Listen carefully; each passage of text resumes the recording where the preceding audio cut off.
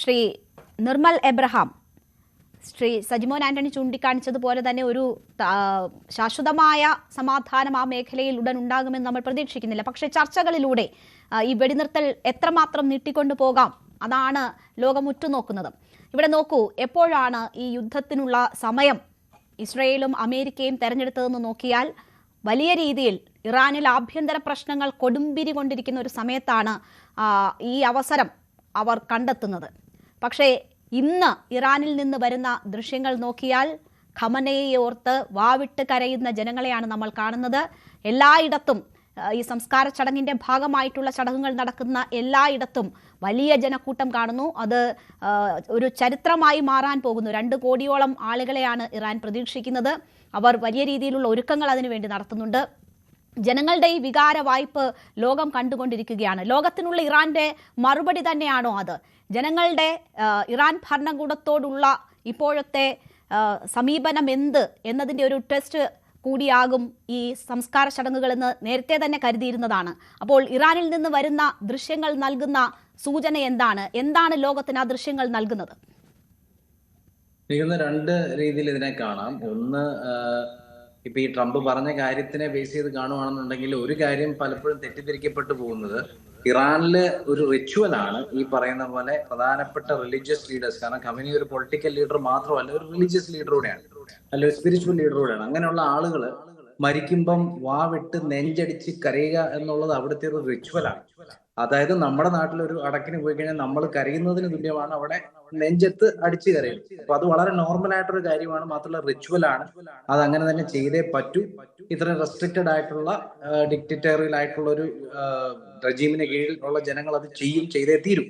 അതാണ് അതിന്റെ ഒരു വാസ്തവം. അപ്പൊ അതിൻ്റെ അകത്ത് എത്ര ശതമാനം ആളുകളാണ് ആത്മാർത്ഥമായിട്ട് അത് ചെയ്യുന്നതെന്ന് നമുക്ക് കറക്റ്റ് അറിയില്ല. എങ്കിലും ഏറെക്കുറെ ഒരു ഓൾഡർ ഫോക്ക്, പ്രായമുള്ള പഴയ ജനറേഷനുള്ള ആളുകൾ, സ്പിരിച്വൽ ആയിട്ട് റിലീജിയസ് ആയിട്ടുള്ള ആളുകളൊക്കെ തന്നെ അദ്ദേഹത്തിന്റെ സപ്പോർട്ടേഴ്സ് ആണ്. മാത്രമല്ല യുദ്ധം തുടങ്ങിയതിന് ശേഷം ആ വികാരം, ആ സെന്റിമെന്റ് കുറച്ചൊക്കെ മാറിയിട്ടുണ്ട്. അതുകൊണ്ട് തീർച്ചയായിട്ടും ഒരു രാജ്യം എന്നുള്ള നിലയ്ക്ക് അല്പം കൂടെ യുണൈറ്റഡ് ആയി ഇറാൻ യുദ്ധം തുടങ്ങിയ സമയത്തെ പോലല്ല. എന്നാൽ ഈ പറയുന്ന ആചാരം എന്നതിനെ നമ്മൾ ഭയങ്കര സങ്കടം എന്നുള്ളതോ അല്ലെങ്കിൽ വാവിട്ട് കരയുന്നതോ നെഞ്ചത്തടിക്കുന്നതുമായിട്ട് കണക്കാക്കേണ്ടത് അത് റിച്വൽ ആണ്. ഇപ്പൊ തമിഴ്നാട്ടിൽ നമ്മൾ പോയിട്ടുണ്ടെങ്കിൽ അറിയാം, ഈ പറഞ്ഞ പോലെ ഒരു കിടക്കയില് ശവശരീരം കൊണ്ട് നടന്ന് ഫ്രണ്ടില് റിലേറ്റീവ്സും ബന്ധുക്കളും എല്ലാം തുള്ളി നടക്കുന്ന, അതിന് തേരുകൂത്തുന്നോ മറ്റോ പറയുന്നത്, അങ്ങനെ ഒരു ആചാരമാണ്. അപ്പൊ അതുകൊണ്ട് അതിനെ ഏത് രീതിയിൽ വേണമെങ്കിലും വ്യാഖ്യാനിക്കാം.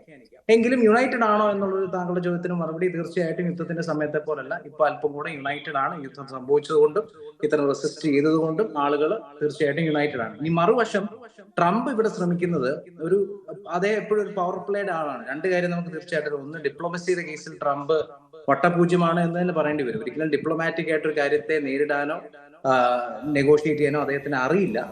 അതിന്റെ ഒരു പോരായ്മ ഇവിടെയും കാണിച്ചു.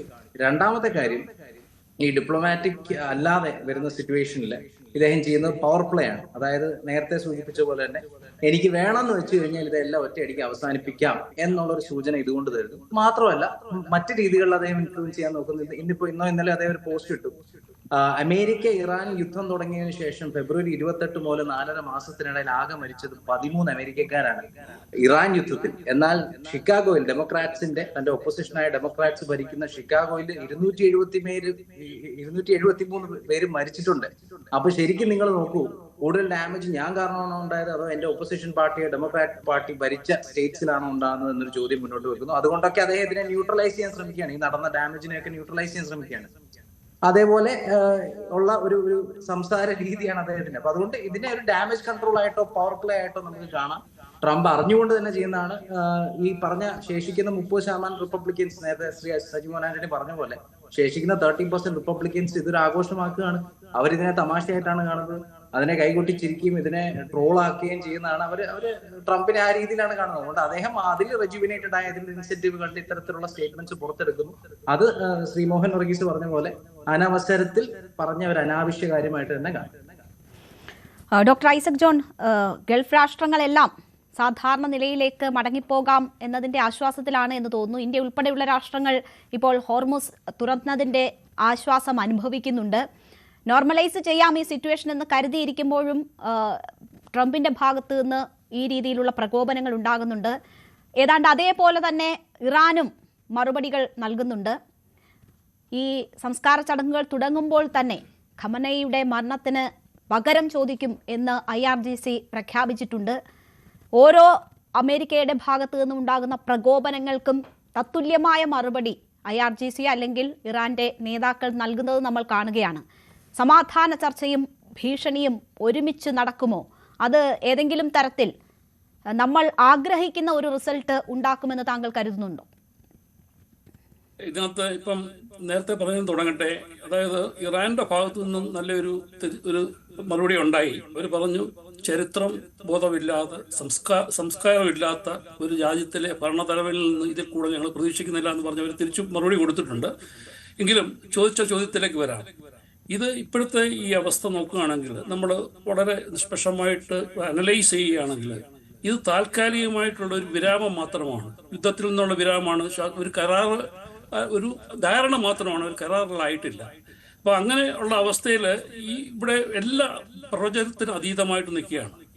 ഇന്ന് ഇറാനിലെ ഈ ഒരു സംഭവം നടക്കുമ്പോൾ അത് ഒരു 6 മാസത്തിന് മുമ്പാണ് ഇത് സംഭവിച്ചെങ്കിൽ ഇത്രമാത്രം ജനങ്ങളുടെ ഒരു വലിയ ഒരു കൂട്ടായിട്ടുള്ള ഒരു വലിയൊരു ഇമോഷണൽ ഔട്ട്ബസ്റ്റ് ഉണ്ടാകത്തില്ലായിരുന്നു. കാരണം ഇറാൻ ആഭ്യന്തര കലഹത്തിന്റെ കൊണ്ട് അത് പ്രതിമുട്ട് ഈ 6 മാസം ട്രംപ് ഇടപെട്ടില്ലായിരുന്നെങ്കിൽ ഈ 6 മാസം കൊണ്ട് ചിലപ്പം ഇറാൻ എന്ന് പറഞ്ഞ രാജ്യം തന്നെ വളരെ ഛിന്നഭിന്നമായി പോകേണ്ട ഒരു അവസ്ഥയിൽ നിന്നും ഇറാന്റെ ഐക്യത്തെ കൂട്ടി ഉറപ്പിക്കുവാനായിട്ട് ഇപ്പം കാണുന്ന ഈ ഐക്യവും ഈ ജനങ്ങളുടെ പിന്തുണയും ഊട്ടി ഉറപ്പിക്കാൻ ട്രംപിന്റെ കൊണ്ടാണ് സാധിച്ചത്.